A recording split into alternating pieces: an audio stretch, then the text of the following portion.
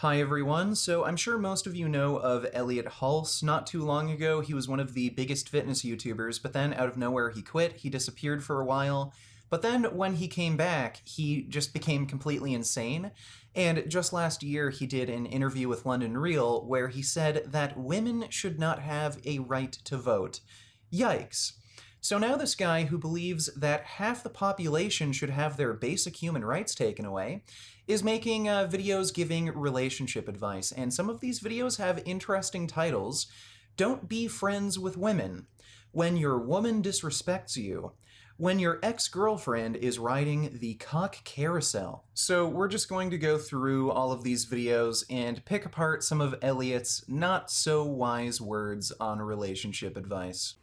So I got a question here from a young man today who says, "Yo, Elliot, my question is, how do I get the guts to say hi to a girl I just saw in person that I've been following online? I mean, sometimes I don't know whether I should greet her or not because maybe she's okay with following each other online, but doesn't really care if we meet face to face and become friends." So thank you for your question, my man. And the very first thing I would say is that there is no reason to become friends. I don't believe that men and women are supposed to be friends. And in fact, if you really are honest with yourself, you're not trying to be friends with her, right? What are you gonna do? Go play chess, checkers, basketball? Yeah, what do you think? Like, women are people that you can spend time with, talk to, play games with? No, you can only do that with male friends. Women, they're only good for one thing. Really, what you're looking for is sex. Most of the time when a man wants to be with a woman, talk to a woman, approach a woman, be friends with a woman, is because he wants what she got, and that's why we get nervous. If somebody has something you want, and you go to speak with them, approach them with the agenda of getting that thing, now you have performance anxiety because you have outcome dependence. You know, I thought this was a pretty simple, straightforward question to answer. All this guy is asking is, how does he build up enough courage to talk to a girl that he likes? But then you just go on some rant about how women are useless as friends. The only thing they're good for are, like, sexual romantic relationships. Is it completely out of the realm of possibility that, maybe this guy likes this girl, like, as a person? Yeah, women can be people too. Maybe he thinks she's smart, funny, interesting. They share the same kind of interests and hobbies.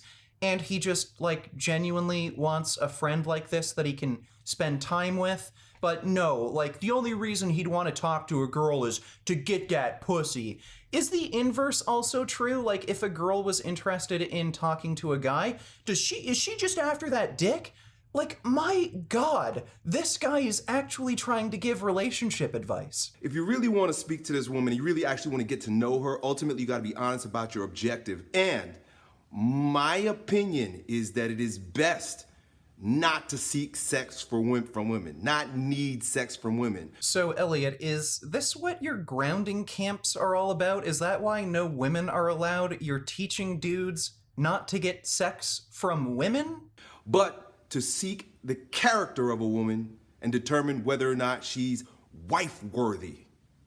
I think it is a good idea to vet women in their ability, their desire, their condition, their even their desire, like whether or not they could be a good wife, and then ultimately a good mother, and then you put sex on the back burner. That way, it empowers you in a myriad of different ways. Number one, you're vetting her. It's not her vetting you for whether or not she's gonna spread her legs.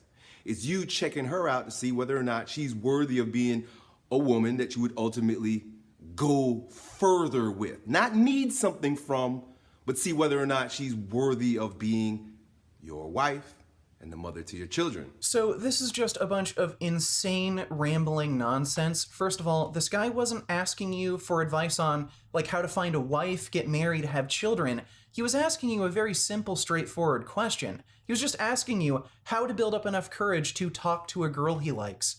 Like, vetting a girl for marriage and children, has nothing to do with that. Like, it's just insane how your mind wanders off like this.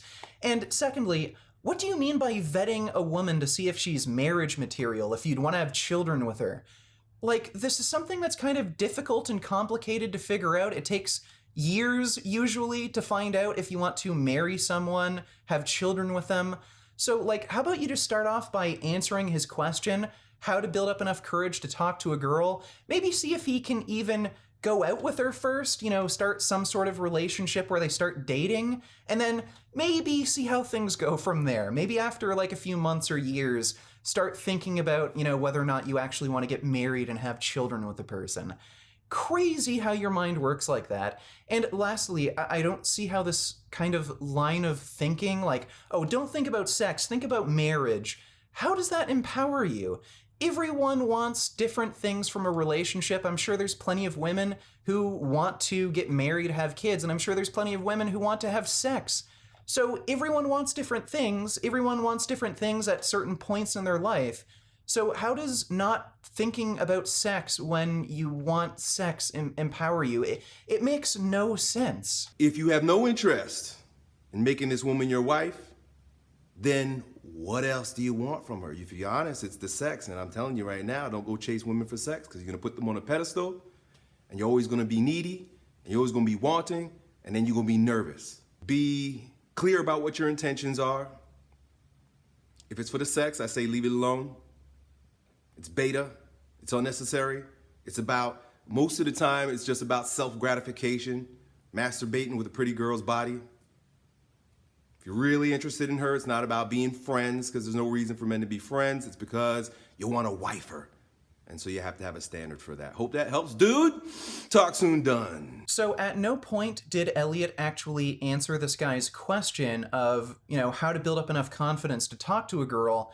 He just went on this insane sexist rant, basically saying that the only thing women are good for is marriage and children. Just use women for, as like a brood sow. If you want to be friends, oh, well, women are useless as friends. Forget about that. If you want to just have sex, have like a fun, like not long-term relationship, don't do that. Women will just control you, manipulate you. You're going to be a beta. It's beta to want to have a fun relationship where you just have sex with someone you're attracted to and can spend some time with. Okay. So I got a great question here from one of my Instagram fans. He goes on to say, yo, Elliot, my question is, when we were dating, my wife used to respect me. It's one of the many reasons I was attracted to her. But as we got married and recently had a son, this respect has all but disappeared. What causes this, and what can I do to fix this? This guy is wondering why his wife doesn't respect him when he's a fan of Elliot Hulse who thinks women shouldn't have a right to vote. I think there's a connection there. So the very first thing you got to recognize is that when a woman becomes pregnant, it is normal and natural for her to turn her focus in on herself. So you start subjugating yourself to her, which again is normal, natural. It's okay. You want to help her. She's waddling around. She's got to hold her back. She's got a fucking baby. So you start being a nice guy, right? It seems like the right thing to do. It is the right thing to do, but it's where you start to lose your frame. She didn't marry a nice guy. Oh, baby, go get me that thing. I can't get up. Oh, baby, go do this for me. Oh, baby, go get that for me. Oh, you didn't get it fast enough this time. Oh, you're going too slow. Let me go get it. Oh! And all of a sudden, you go from just being a nice guy, trying to provide and protect, to a whipping boy. So Elliot is suggesting that if you are kind, helpful, and supportive to your wife during a difficult time like a pregnancy, well then she's just gonna walk all over you and treat you like crap. That's not how things work, Elliot. This problem that this guy is having with his wife, it's not caused by him being helpful and supportive, and him not being helpful and supportive won't fix this issue. This person should be talking to like a marriage counselor and having like an honest communication with his wife, talking about his issues. You're the last person he should be asking for advice. So whatever the child wants, whatever the child's problem is, whatever's going on with the child becomes priority number one in the family. And you got to understand that is not the natural order. If you put your children as number one in your family, you will suffer because your relationship with your wife is number one. You are number one. Like I said, you got to maintain that frame. I'll talk to you about that in a moment. But you are number one. Your relationship with your woman is number two. The children are number three. Elliot actually thinks this is good advice. Oh, your wife isn't respecting you? Well, put that bitch in her place and tell her you're number one. Now, your wife not going to think that way naturally because it's just, they're women. And the culture, because we live in a feminized culture, is not going to have you think that way naturally. So you got to be red pill. Here's red pill number one. Read the Bible. The Bible is full of all kinds of red pills, and I think it's a part of the reason why the world has turned us against Christ. Let me just drop one on you here, right? In the Bible, I believe it's in Corinthians, St. Paul says that there's a natural order in the family. God in Christ, Christ over man, man over woman, women over children. In that order. So Elliot is recommending that we read the Bible for marriage advice, and yes, indeed, in Corinthians it does say that women should be subservient to their husbands. Well, there are some other passages in the Bible about marriage that you might find quite interesting. In Deuteronomy 22, verse 13 to 21, it basically goes over how you should murder a woman by stoning her to death if she loses her virginity before marriage. If a man takes a wife and after sleeping with her dislikes her and slanders her and gives her a bad name, saying, I married this woman, but when I approached her, I did not find proof of her virginity, then the young woman's father and mother shall bring to the town elders at the gate proof that she was a virgin. Her father will say to the elders, I gave my daughter in marriage to this man, but he dislikes her. Now he has slandered her and said, I did not find your daughter to be a virgin, but here's the proof of my daughter's virginity. Then her parents shall display the cloth before the elders of the town, and the elders shall take the man and punish him. They shall fine him 100 shekels of silver and give them to the young woman's father, because this man has given an Israelite virgin a bad name. She shall continue to be his wife. He must not divorce her as long as he lives. If, however, the charge is true and no proof of the young woman's virginity can be found, she shall be brought to the door of her father's house, and there the men of her town shall stone her to death. She has done an outrageous thing in Israel by being promiscuous while still in her father's house. You must purge the evil from among you. So this is what Elliot Hulse calls red-pilled wisdom. Apparently we're supposed to stone women to death if they have sex before marriage.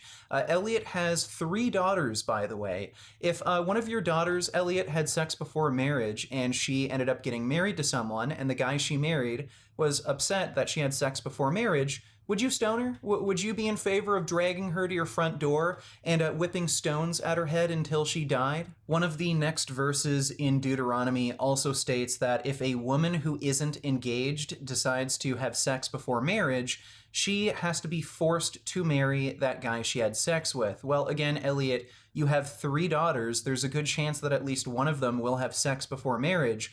Are you going to force one of your daughters to marry the first guy she has sex with? This is what you call red-pilled wisdom, and we're supposed to be taking advice from Elliot, who's stupid enough to take marriage advice from a ridiculous book like this. And here's why the Christ part is important. Because men, we don't get our authority on our own ground. If you live in a home where your woman respects Christ, she's going to respect you because she understands that order. And if you are a man that respects authority, because that's what men do. Men work in hierarchies, unless they're passive-aggressive, half-female men, which that's what we live in. Most men are like women.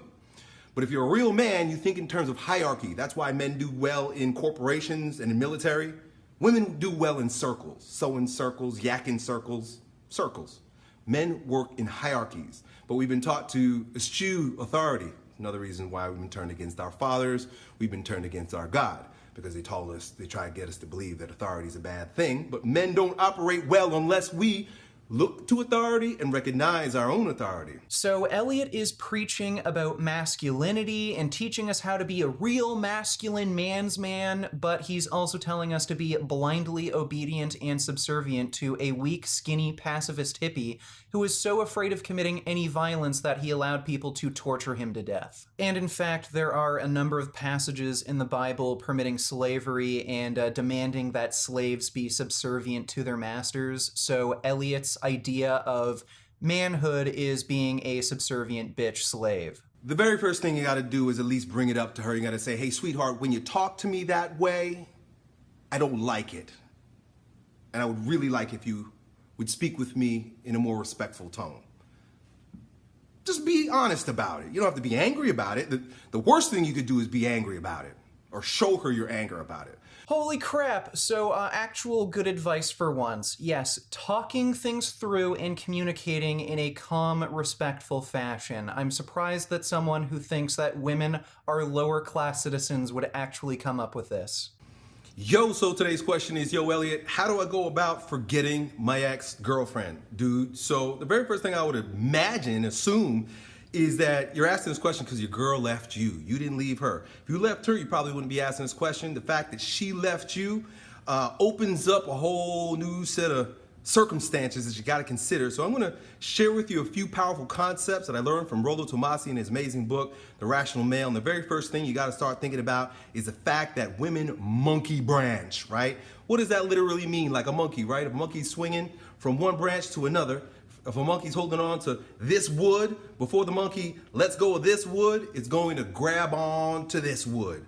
She's going to go from one branch to the other. So the fact that she's left you, there's a good chance that she's had her hand on another dude's wood for a little bit of time now. Very rarely will a woman leave a man without having her backup plan. Yeah, that's right. Elliot just unironically compared women to monkeys, but rather than swinging from branch to branch, they swing from dick to dick. I am at a loss for words. I seriously hope that Elliot grows up. I hope he doesn't treat his daughters this way. And I hope his audience don't take him seriously. I hope they just watch him ironically like I do. But if you like this video, maybe consider supporting me on Patreon or through my website. I have some funding perks you may find interesting. If you're looking for clothing, then check out the Vegan Gains store. And if you're looking for online coaching, then check out Quality Gains. He offers customized meal and training programs. And if you click the link in the description, you can get a free ebook. And as always, respect women.